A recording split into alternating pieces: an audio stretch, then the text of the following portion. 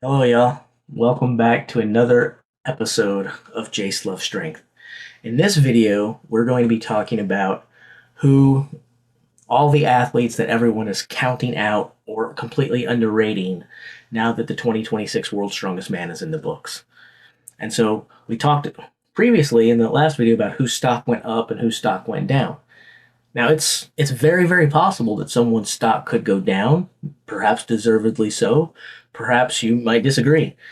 But regardless, a person's stock can go down, and people can still be guilty of underrating them or writing them off a bit too quickly. And so in this video, that's what we wanted to talk about. So I want to talk about all of the athletes who may have lost a little bit of shine this past week for whatever reason, but rather they did lose shine or not, it seems like the amount that people are writing them off is a little bit different, or maybe goes a little bit higher than is fair. Okay, I think that's what I'm trying to say. It's a little bit higher than is fair. So we're going to talk about all the athletes that are really being underrated and or written off right now by people. And so we'll start with the big elephant in the room. We'll talk about Tom Stoltman. Now, after the World's Strongest Man, a lot of people have just completely written him off, and a lot of people are underrating him. I do think it's absolutely fair for his stock to drop. I said that his stock dropped. The official rankings aren't out yet. They're coming very soon. I've got the algorithm finished, so stay tuned. You're going to be seeing that super soon. Hint, hint. But even though his stock has dropped, that doesn't mean that I just think you all of a sudden say that the guy is not the guy that he's shown himself to be. And so I think a lot of people are writing Tom off or underrating him right now. It's like, okay, he didn't make the final, so suddenly he's not any good. There are a lot of people that underrate Tom anyway, because there is this misnomer in the sport that Tom is just a guy who shows up for World's Strongest Man and never anytime else. That is, by and large, for all intents and purposes, that is a baloney argument. It's simply not based in reality. Tom may win World's Strongest Man, and he may not win a lot of other of the major shows, but it's not like he shows up at the other shows and just doesn't do well. He's been on podiums at like every major show there is, but for whatever reason, fans brag on certain athletes for making podiums, and all the athletes are super excited to make a podium. But when it comes to Tom Stoltman, we act like it's win or bust. Okay, yeah, he won the World's Strongest Man, but what has he done since? Actually, a lot of things since. He's been on a ton of podiums, and he's won some good shows too, just not in the majors. So it's like this idea that the only event that he performs well is at World's Strongest Man, that's just not factual. That being said, he has slipped in recent years, and of course, not even making the final in the World's Strongest Man is tough. That's going to hurt his stock majorly, and I think deservedly so. Yes, he hurt his hand. Yes, all of that impacted. It doesn't change the results. It doesn't change the results. And so we have no choice but to address that. Now, he's not the only one that people are underrating or writing off, and I think Tom is going to come back. If you're a Tom Stoltman fan, stay tuned. I have a feeling he's going to rebound nicely at an event. I do. I think he will. Someone else that we're going to talk about that fans are writing off would probably, I'd have to say, Evan Singleton, right? It's another guy that was expected to be in contention, certainly make the final. And again, it's another man that didn't do it, so his stock, deservedly so, drops. But people are also writing Evan off. I think that's a mistake too. You guys know I'm not really the biggest Evan Singleton fan, but I'm going to defend him anyway. He's a very good strongman. The biggest knock on Evan is twofold, outside of the personality. The biggest knock on Evan is that he's not consistent and he's oft injured.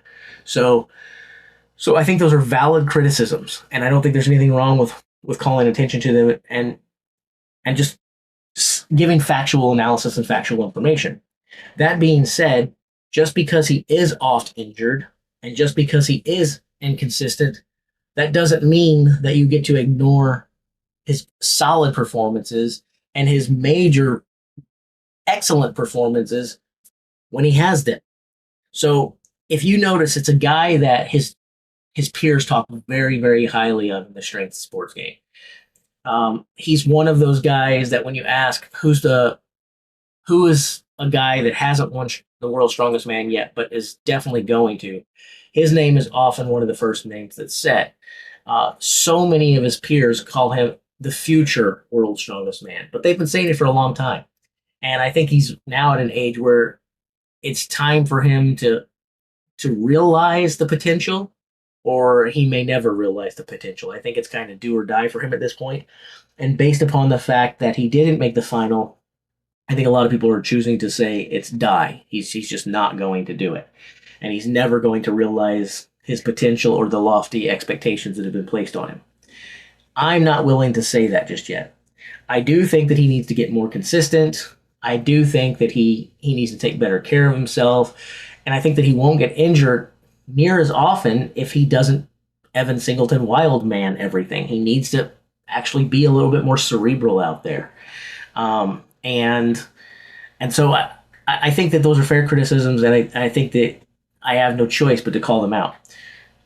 And I think that those things may keep him from actually reaching the pinnacle.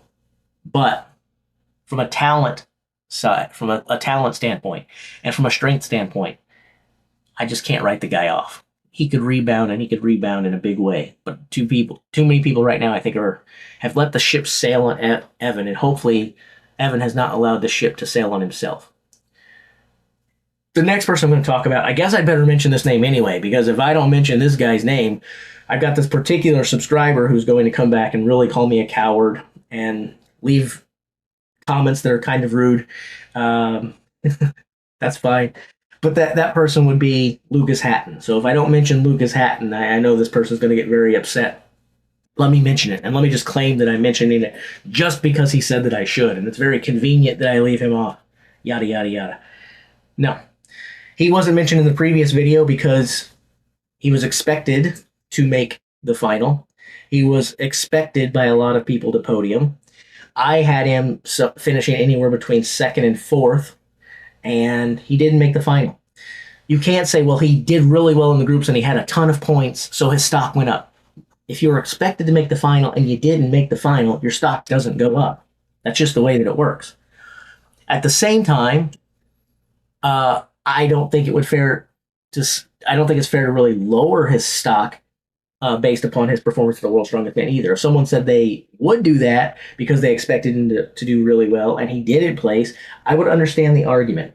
The reason that I didn't mention him as having lowered stock in the previous video was because he did do well in the groups, and he did score an awful lot of points. And so a lot of the groups, it's a bit of a luck of the draw. You can't really control what group you're in.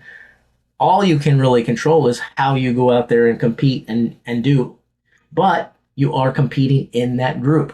So to me, you can't make excuses and be like, well, I was in a tough group, so you should automatically sing my praises. No.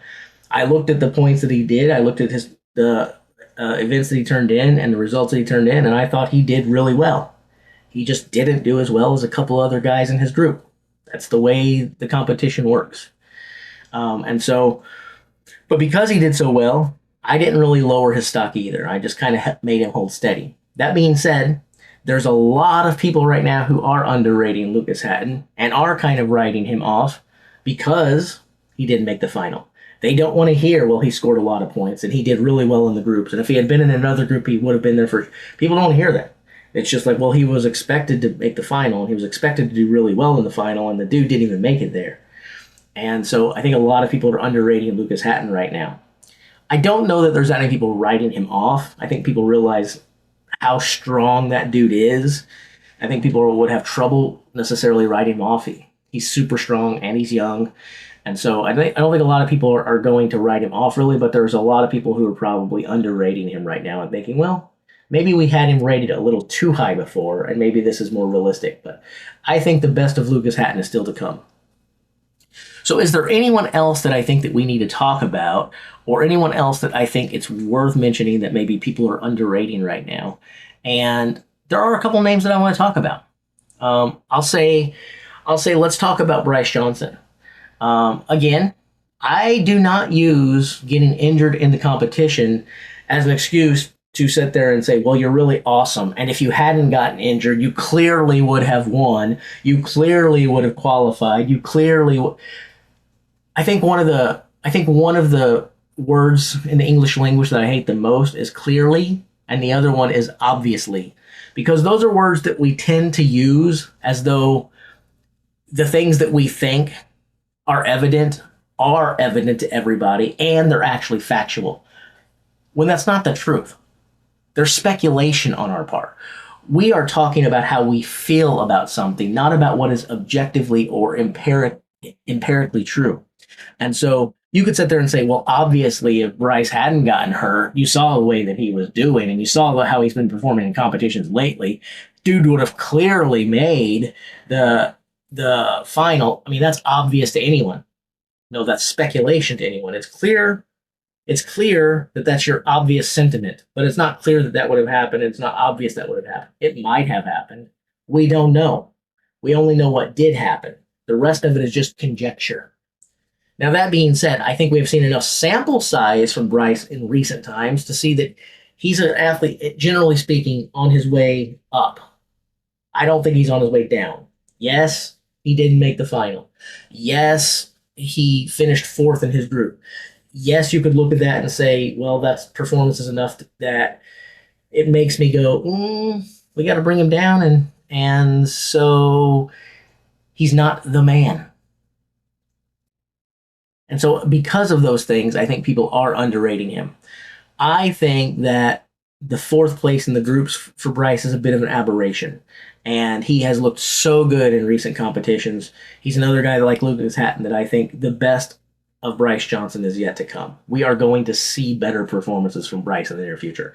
So if you are underrating him, I would tell you, be very, very cautious about that. The guy is still a unit, and the guy is still going to do some great things.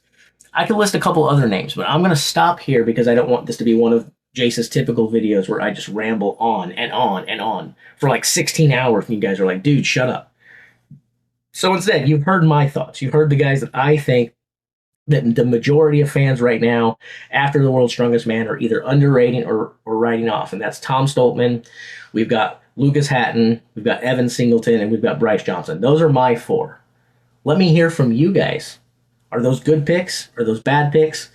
Is it inexcusable that I left someone else right now? Like you hear people really talking bad about a certain athlete or athletes, and you're thinking, I don't know why people are so hard on this guy. They've earned more respect than they're getting. Leave a comment.